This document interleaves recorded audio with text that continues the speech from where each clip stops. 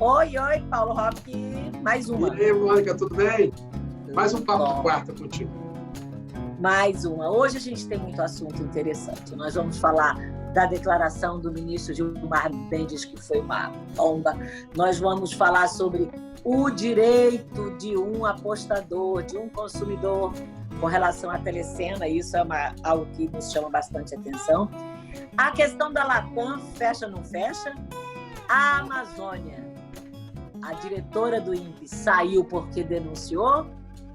Ou a coisa não é bem assim? Sobre o Distrito Federal, a gente também vai falar sobre os dados da Covid, que nós estamos crescentes. Nós vamos falar sobre a abertura de bares e restaurantes, a reabertura, que é algo bastante crítico, mas significativo para a nossa cidade. E sobre a famosa internacional Naja e suas companhias.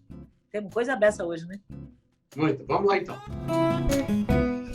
Como a gente viu que tem muita notícia interessante, eu já queria, Paulo, saber de você sobre essa história que deu muito o que falar, sobre a declaração do ministro Gilmar Mendes sobre militares no Ministério da Saúde. Queria sua opinião. Eu não, Mônica. Está dando o que falar. Verdade. Veja, o que aconteceu nesse caso? O ministro Gilmar Mendes, Supremo Tribunal Federal, disse em alto e bom som que os militares estavam se associando a um genocídio. Daí, o Ministério da Defesa já soltou uma nota, não bastasse criticando essa posição do ministro, essa manifestação, não bastasse isso, agora dizem que vão representar contra o ministro perante a Procuradoria-Geral da República. Tem aí a turma do deixa disso, dizendo, olha, pede desculpa, diz que não foi bem assim, arrumar uma espécie de saída honrosa para essa frase. Que a grande maioria entende, e eu concordo, que foi uma frase muito feliz. Mas, Paulo, uma perguntinha. Com a experiência que o ministro tem, ele não suspeitou que pudesse dar esse furacão? Olha, Mônica, aqui em Brasília, gente com tanta experiência anda falando tanta coisa, as pessoas perderam um pouco o freio, né? Então, a gente tem essa experiência no Executivo, no Legislativo e no Judiciário. Infelizmente, idade não é sinônimo aí de segurança nessa matéria. Agora, o seguinte, o que estão criticando muito da fala do ministro Gilmar? Estão criticando o fato dele usar o termo genocídio. Sim. O que é um genocídio? Extermínio. É a eliminação em massa de um grupo étnico. Exatamente. Então, se ele quisesse falar da má política na área de saúde, que muita gente critica, nós já criticamos aqui várias vezes, o fato do Brasil não ter hoje um ministro da Saúde titular, estamos ainda com o interino, que é o general Pazuello, ele, evidentemente, que essa crítica ninguém poderia fazer qualquer representação contra ele. Mas aí é quando ele usa o termo genocídio. Ele tentou se explicar hoje dizendo que, na verdade, ele está se referindo à presença de inúmeros militares dentro do Ministério da Saúde. Pois bem, essa crítica não é só o ministro que faz, muita gente faz. Mas não há, na lei, nenhum impedimento para que um militar ocupe cargos no Executivo. Isso tem que ser resolvido no âmbito da lei. Não há nenhuma ilegalidade nessa função. Agora, e nenhuma associação entre um staff de militares com genocídio. Aí é que foi o equívoco. Exatamente. Essa ligação é que ficou muito mal feita. E daí gerou toda essa série de manifestações, representações. Vejo o seguinte, mas os ministros militares deixaram bem claro que a crise não é com o Supremo. Deixaram bem claro que a crise é com a manifestação de um ministro isoladamente. Okay. Agora, o que as pessoas estão buscando, tem aí a turma do deixa disso, a turma para... Não há interesse nenhum nesse tensionamento entre Supremo e Palácio Planalto. Está se buscando uma maneira de um pedido de desculpas que todo mundo fique bem. E você falou aí que essa falta de clareza ou de de precisão na palavra, ou a gente pode até falar sobre essa falta de clareza em algumas informações que gerou que a Telecena pague um valor a um consumidor. Como é que é isso? Ô, Mônica, veja, quando a gente fala direito à informação do consumidor é algo sério, não é para brincadeira. O que aconteceu? A promotora do Telecena, uma emissora de televisão que associava aí a uma instituição financeira, o que ela disse? Olha, se você vendia a chamada raspadinha, sabe, raspadinha é aquela com a unha, se você encontrar no bilhete seu 3 frases idênticas, você durante um ano vai receber a quantia de R$5.000. Lá atrás. O consumidor encontrou essas 3 frases num bilhete, raspou, e o grupo da Telecena não quis pagar. Ele teve que ir na justiça. Na justiça, a Telecena disse o seguinte, que estava faltando ali a expressão ligue 0800, tal, tal, tal, tal. Sorry. Exatamente. Só que essa condição não estava clara para o consumidor entender. O que o STJ diz? Artigo 6º do Código de Defesa do Consumidor. Toda informação ao consumidor tem que ser em linguagem clara e acessível, adequada, para que ninguém tenha dúvida o que está sendo informado ou o que está sendo ofertado. E, em função disso, o ministro Paulo Sanseverino, que foi o relator desse processo, condenou o grupo Telecena como fornecedor a indenizar esse consumidor todo esse valor, que hoje já não são mais 12 parcelas de 5 mil. Os juros, correção monetária, isso vai aí, pelo tempo que vai o processo, pode chegar a mais de R$200 mil. Muito bem, eu acho que ele merece exatamente isso aí.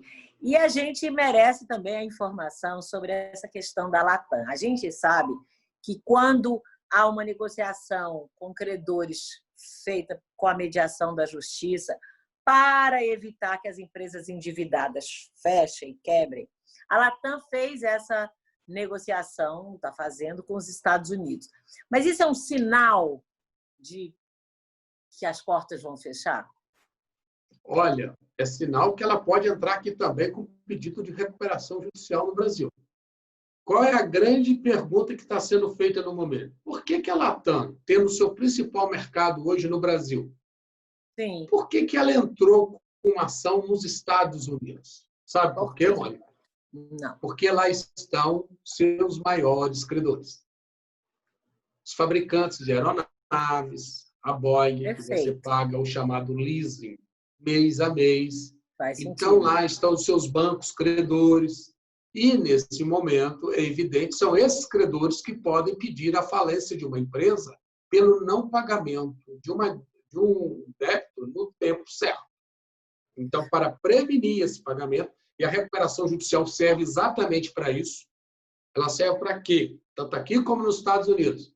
Ela é um break, ou seja, uma parada, com autorização da justiça, para que o devedor, a empresa que não está conseguindo pagar suas dívidas, o que ela faz? Ela pede uma ajuda à justiça, um favor à justiça, um chamado favor legal, para que, nesse período da recuperação, ela apresente um plano, e por esse plano, ela faria um acordo de pagamento com todos os seus credores, geralmente com grandes descontos. Desconto na dívida que pode chegar a 80%. Por que ela propõe isso? Primeiro, não vai conseguir pagar. Se continuar do jeito que está, vai sacrificar os empregos. Vai ter que mandar muita gente embora. Então, para preservar a empresa, para preservar o serviço para os consumidores, aí é que você tem o remédio da recuperação judicial. Foi isso que ela fez. E para os credores, é melhor receber de alguma maneira do que não receber nada, né? Os credores não gostam muito quando uma empresa entra com recuperação judicial. Mas, nesse caso, é um instituto com função social muito forte. É para salvaguardar a função social da empresa, porque a empresa falida não gera empregos, não gera impostos. Empresa funcionando é que gera emprego, gera impostos e é útil ao consumidor. Agora, a pergunta é o seguinte: os consumidores aqui no Brasil serão prejudicados com essa com esse pedido de recuperação judicial nos Estados Unidos, mesmo que a empresa, que também tem credores no Brasil, ela faça o mesmo aqui no Brasil e entre com pedido de recuperação judicial? A primeira resposta é não. Não. Por quê? Quando ela anuncia um plano de recuperação judicial, ela diz o seguinte: eu vou continuar exercendo e fornecendo minhas atividades. Sim. Vou fazer plano de reestruturação, enxugamento de gastos, mas se eu deixar de trabalhar, se eu deixar de fornecer serviço ao consumidor, aí não tem saída. Então, Perde todo mundo. a grande saída para a Latam, o grande mercado, o grande número de consumidores, de passageiros que ela tem no Brasil, em todo o mundo. Então, para isso, ela precisa continuar honrando os contratos com os consumidores. Consumidor, lembrando bem, que fez para viajar no ano que vem, fez um plano, comprou uma passagem da Latam. Em princípio, com a recuperação judicial, essa passagem será honrada? Sim. Nesse primeiro momento, a recuperação judicial, essas dívidas dos grandes credores são todas elas suspensas. Perfeito. Então, mantido o plano de recuperação, e se não for transformado em falência, o que os credores hoje não querem por conta da pandemia, o consumidor, no fundo, terá todos os seus contratos preservados. Por falar em suspensão, vamos trazer nosso assunto aqui para o Distrito Federal, porque a polícia suspendeu uma criação de cobras que eu vou te contar. E por falar em veneno, um dos estudantes de veterinária quase morre com veneno de uma queridinha de criação que ele tinha, que era nada mais, nada menos que uma naja. Você soube disso, né?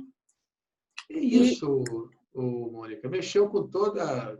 Falou-se muito disso nas redes, na imprensa no Distrito Federal. Eu queria saber a sua opinião. Um estudante da UNB, um zoológico no fundo de casa. Eu queria a sua opinião. Na chácara de um pai de um amigo. E não era bem... Eram 16 animais, répteis, das espécies diferentes e raras. A polícia está aguardando o depoimento, porque ele quase morreu, ele ficou 5 dias em coma, o estudante, e aí ele ainda não apareceu, não foi depor, está ainda debilitado, segundo a família. Mas há suspeitas de que seja tráfico de animais, a suspeita é essa, não há nenhuma prova, a suspeita da Polícia Civil, e que as cobras vinham sofrendo violência, maus tratos, e que isso já, mais um choque, um veterinário proporcionar esse tipo de tratamento.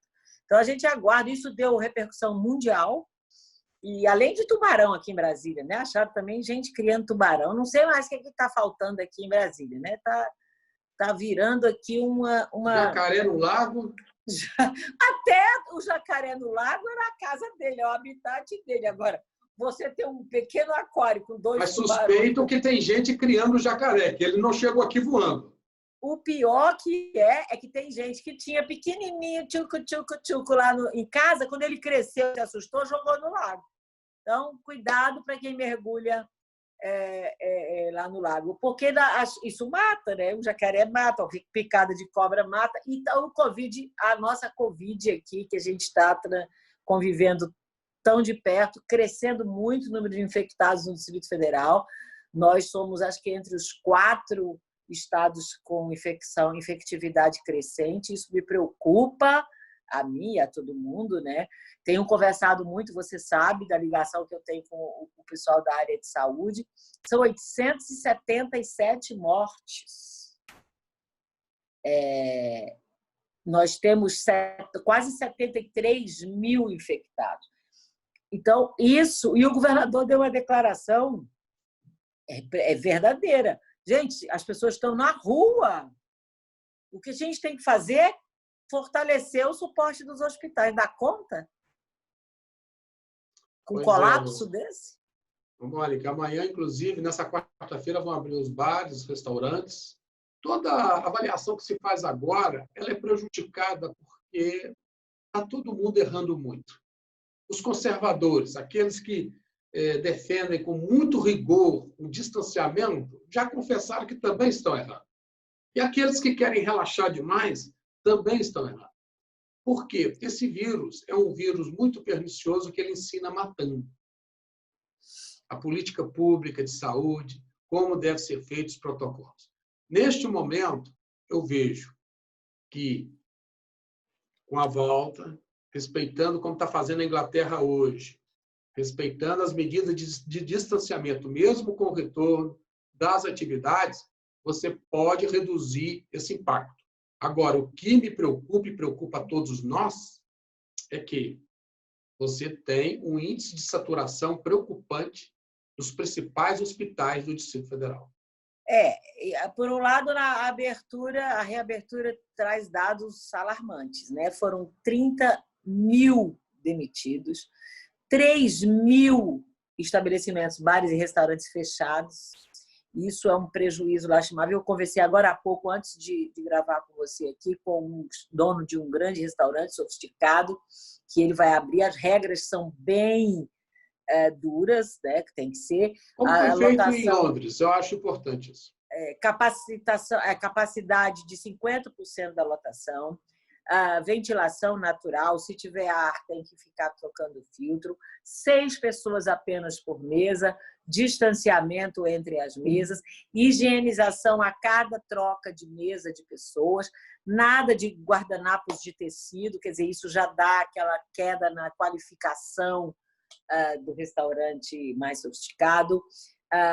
Mas ele me disse uma coisa que me marcou. Ele disse: Mônica, o pior nós já tivemos, que foi ficar fechado. Agora nós temos 2 opções: abrir com prejuízo de 50%, se é que as pessoas vão, e manter o delivery, porque o delivery nos sustentou até agora. Então, o delivery veio para ficar, segundo os donos de restaurante, e a gente precisa ter essa certeza, se as pessoas vão. E, para minha surpresa, ele disse que já tem algumas reservas. Então, isso deixa a gente mais feliz e eles vão seguramente manter essas regras bastante rígidas.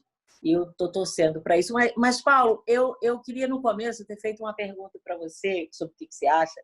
Me chamou muita atenção, voltando aí ao assunto nacional, a demissão da Vinhas, a diretora do INPE, que, na verdade, ela é a diretora do Observatório da Terra, Observação da Terra, alguma coisa assim, por conta daquela declaração de que houve um aumento de 25% no alerta de desmatamento. E nós crescemos 25% do semestre passado para cá. Eu tenho uma opinião até bem pessoal, não sei se é até pertinente, mas eu queria ouvir você. Você acha que foi só uma troca de lugar? Você acha que ela está saindo só de um lugar para outro, que isso já estava previsto, como disseram as autoridades? Ou você acha que isso é mais significativo do que outra coisa? É isso que o Ministério da Ciência e Tecnologia diz, que é apenas uma troca de lugares. Mas o mundo não está acreditando nisso, sobretudo os investidores, os ambientalistas. Veja o seguinte, o Brasil, nessa questão da Amazônia, não pode continuar levando da forma que está levando hoje. Independentemente de ser de direita, de esquerda, há um consenso. O Brasil corre o risco de perder grandes investidores que já estão aqui e diz: se não resolver isso e se continuar do jeito que está, nós vamos embora. Os maiores investidores estrangeiros no Brasil fizeram esse alerta na semana passada. Os empresários nacionais pegaram carona e disseram mesmo que estão preocupados. Então, do jeito que está, não pode ficar. Agora, vamos prestar atenção no que disse o vice-presidente Hamilton Mourão. Ele disse, o desmatamento realmente aumentou. Ele disse esses dias. Porque quando eu assumi o Conselho da Amazônia, já não deu tempo de frear o desmatamento. Mas ele disse que tem uma boa notícia. O índice de queimada esse ano já está diminuindo em relação ao ano passado. Mas ele admitiu que aumentou o desmatamento. Para que não houvesse o aumento, ele teria que ter assumido, segundo ele, ano passado. Agora eu pergunto, Isso não era tarefa do ministro do Meio Ambiente? Então, nessa matéria, eu vejo que o vice-presidente Hamilton Mourão está dando uma grande contribuição para tentar acalmar os ânimos. Ele ontem disse que não sabia da demissão, da exoneração da diretora do INPE, que é responsável pelo monitoramento exatamente do desmatamento. Agora, respostas precisam ser dadas. Acordo da União Europeia está em risco.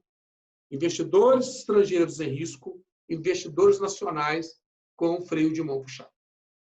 Então, para dar minha opinião, assim, finalizando o que você brilhantemente nos informa, o vice-presidente Hamilton Mourão diz que sim, há o aumento do desmatamento. Aí a pergunta é contraditoriamente, então por que tiraram a doutora especialista lá no assunto, porque ela disse que aumentou 25%? Sabe o que me pareceu, para finalizar? Me pareceu o político que encomenda uma pesquisa de opinião sobre ele. E aí, quando eu chego com a pesquisa e diz, meu senhor, o senhor está mal na fita, eu demito o instituto de pesquisa, eu corto o contrato, porque eu não queria ouvir aquilo. Bem próximo. Então, há um desmatamento? Ah, sim, senhor. Então tira.